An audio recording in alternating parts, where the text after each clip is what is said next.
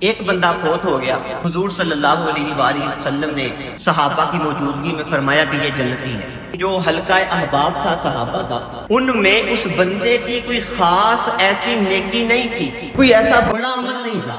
ایک صحابی وہ اس کے گھر گئے، اس کی بیگم سے جب مخاطب ہو کر پوچھا کہ اس طرح حضور نے فرمایا ہے کہ تیرا شوہر جنتی ہے، آخر یہ کرتا کیا تھا؟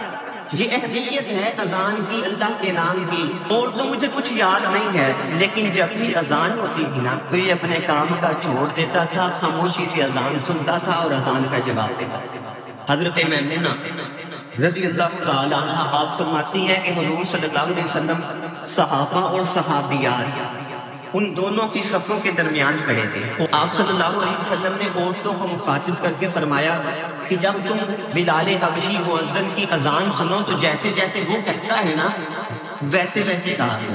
مؤذن نے کہا اللہ اکبر اللہ اکبر، جیسے مؤذن نے کہا میں نے بھی ویسے ہی کہنا ہے اللہ اکبر اللہ۔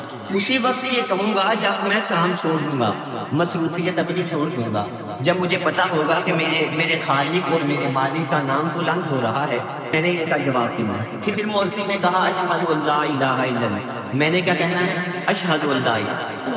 پھر مؤذن نے کہا اشہد ان محمد رسول اللہ صلی اللہ علیہ وسلم، میں نے بھی اسی طرح کہنا ہے اور ساتھ کیا کہنا ہے صلی اللہ علیہ وسلم۔ کیونکہ مؤذن نے کہنا ہے حی علی الصلاۃ، میں نے کہنا ہے لا حول ولا قوۃ الا باللہ العلی العظیم۔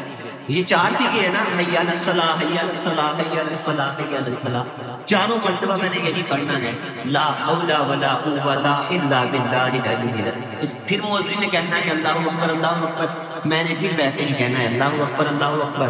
پھر اس نے کہنا ہے لا الہ الا اللہ، میں نے بھی کہنا ہے لا الہ الا اللہ محمد۔ یہ اب حضور صلی اللہ علیہ وسلم نے فرمایا ہے عورتوں جیسے جیسے بلال حبشی کہے ویسے ویسے کہا کرو، ہر لفظ کے بدلے اللہ تمہارے 1000 درجے بلند کر دے۔ ایک اور روایت ہے کنز الامال کے اندر حضور صلی اللہ علیہ وسلم نے فرمایا اے عورتوں جب بلال کی اذان سنو جیسے جیسے وہ کہے تم بھی پیچھے پیچھے کہا کرو، ایک ایک لفظ کے بدلے اللہ تمہیں 1,00,000 نیکی عطا۔ یہ ہے فضیلت، لیکن میں نے اس کے جو پیچھے نیت ہے وہ ہے مالک کی رضا، اس کے نام کا ادب اور احترام۔ جب میرے دل میں ہوگا پھر میں کام چھوڑ دوں۔ فرمایا ہے عورتوں 1,00,000 نیکی۔ انہوں نے کہا یہ تو عورتوں کے لیے، مردوں کے لیے کیا ہے؟ فرمایا ہر لفظ کے بدلے مردوں کے لیے دگنا ہے 2,00,000 میں۔ اذان کے کل لفظ کتنے ہیں؟ 15 لفظ۔ بعض روایات کے اندر آیا ہے کہ اگر ہم خاموشی سے اذان کا جواب نہیں دیں گے نا تو خاتمہ کفر پر ہونے کا اندیشہ ہے کہ بے ادبی ہے۔ اس لیے نیت کر لیں آپ کہ انشاءاللہ عز و جل جب بھی ہمارے کانوں میں اذان کی آواز آئے گی خاموشی سے اذان کا جواب دوں گا، اور اذان کا جواب دینے کے بعد پھر میں اپنا کام کنٹینیو کروں گا، پھر کام جاری کروں گا۔ ادب کا یہ تقاضا ہے، محبت کا یہ تقاضا ہے کہ جب میرے اور آپ کے رب کا نام آئے تو میں ہر چیز چھوڑ اور خاموش ہو کر توجہ کے ساتھ اپنے رب ذوالجلال کا نام نامی سنو۔